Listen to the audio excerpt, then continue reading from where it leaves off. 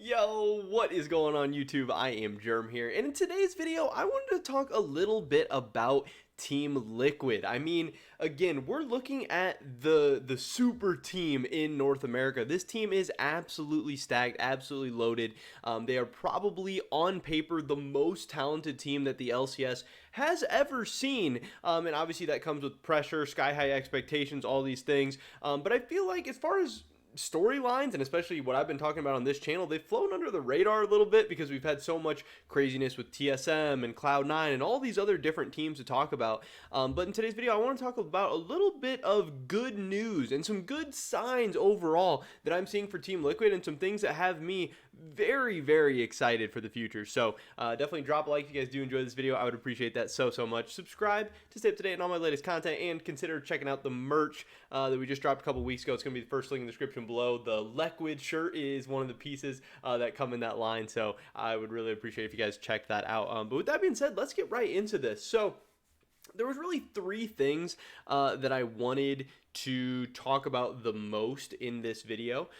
First up, I want to talk about the fact that, some people were worried about how good Bjergsen was going to be in his return, if he was going to be washed up, which I thought that was really, really crazy because, again, some players, when they kind of step away, it's because they're not at their peak anymore, because, they're used to performing at some super high level and they just can't do it anymore, or, for a multitude of reasons. And that's like not where Bjergsen was at. I mean, this guy, the 2020 season, especially towards the end of it, not so much at Worlds, obviously, where they went 0-6, but again, I think TSM's team was very, very bad. And yes, I don't think Bjergsen had a good Worlds individually, but 2020, end of the regular season, playoffs, like that is some of the best Bjergsen we've maybe, seen in quite some time. This guy wasn't retiring, wasn't stepping away because of, the fact that he wasn't good enough individually. I'm sure it was really demoralizing going 0-6 at Worlds. I'm sure he was burnt out.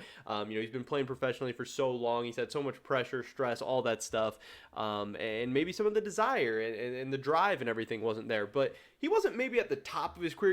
It maybe wasn't the best Bjergsen we've ever seen, but I think it was really close. This guy was really, really good. So, yes, him taking a year off, he was maybe going to be a little rusty, and maybe he'll get off to a slow start to the season. But I really, again, have seen no reasons to not think we're going to see vintage Bjergsen, old Bjergsen, whatever, Bjergsen being at his best. And so far in the lock-in tournament, I've been very, very impressed from what we've seen. Yes, TL has played two kind of weaker opponents, and in those games, I thought Bjergsen looked very, very good. Again, maybe not peak Bjergsen, but still, he looks like he has the potential to be the best mid laner in the LCS this season, one of the best mid laners in the West. That's awesome. That's a great sign for Team Liquid. That is absolutely great news.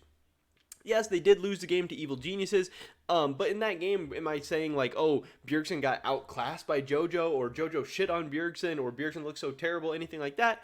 No, Bjergsen had a pretty good game on Victor. It was a really, really tough composition to handle, with the Rakan jumping on his face with the Corki package right over the top, and he was one of his team's two main damage threats, and like, I don't know, I just didn't really love Team Liquid setup in that game. And Bwipo, went like 2-8 on Sion or whatever, but I don't think that was Bjergsen being bad. It was a tough game, tough situation. It's just a best of one. But overall, in the three games, I've been impressed with Bjergsen so far, and I think that's great. Another piece of good news, it's gonna sound weird, it's not exactly, positive, but this came from the Team Liquid subreddit, and something that people have been talking about more and more in interviews and everything, is the fact that they said, send some love to Bjergsen, who's been sick for the past week and a half. And then it's a link to his Twitch stream, but he's listening to like copyrighted music, so I don't know if it would get claimed or not, but I don't really want to risk it. So I'll just kind of tell you what he says. Yeah, he says he's been sick for the past week and a half, like it says. But yeah, that has affected, one, he's just been sick, so that's going to affect his play. He was symptomatic COVID-19. He had whatever's going around, whatever everybody's getting, and I had it myself. I can tell you it's not fun. It doesn't stop you, from being able to do stuff. Like, he was still able to play through it, but it just makes you feel worse. He's saying he wasn't able to practice as much as he wanted to. It could definitely, affect, it can affect, you can get like brain fog, you can get headaches. I can imagine that playing in a high stress, highly competitive environment would have just been absolutely miserable. But then again, yeah, you want to sleep longer, you want to go to bed earlier, you have less energy, you can't focus as much. Like, there's so much that affects that. Not only just those days in game, but also the days leading up to it, where he is a guy who he took a whole year off last year. He wants to be practicing more than other people. He wants to be training harder than other people.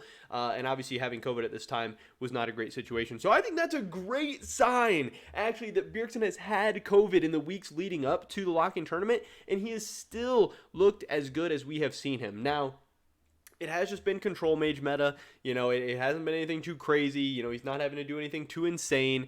But, again, I still think he is looking like one of the best. He's in that conversation for best mid laner in the LCS right now. JoJo's also been a beast.